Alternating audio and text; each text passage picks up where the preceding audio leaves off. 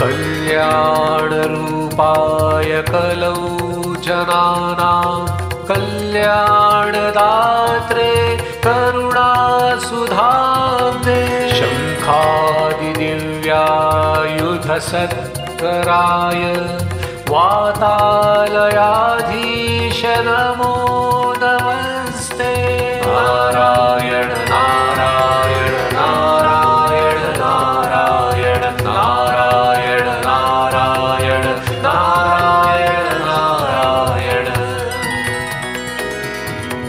नारायणेत्यादि जपद्भिरुच्चैः भक्तैः सदा पूर्णमाहालयाय स्वतीर्थगाङ्गोपं वारिमग्नं निवर्तिताशेषरुजे नमस्ते। नारायण नारायण नारायण नारायण नारायण नारायण नारायण नारायण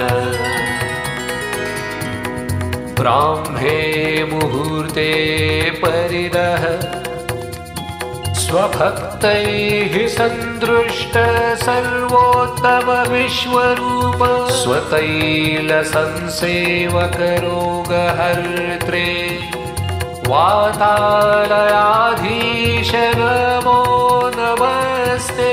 नारायण नारायण नारायण नारायण नारायण नारायण नारायण नारायण बालान् स्वकीयान् तव सन्निधाने दिव्यात्मदानात् परिपालयद्भिः सदा पठद्भिश्च पुराणरत्नं तं सेवितायास्तु नमो हरे ते।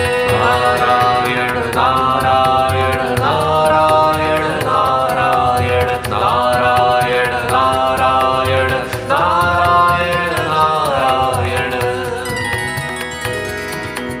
नित्यात्मदात्रे च महिसुरेभ्यः नित्यं दिवि स्थैर्निशि पूजिताय मात्रा च पित्रा च तथोत्थमेन सम्पूजितायास्तु नमो नमस्ते।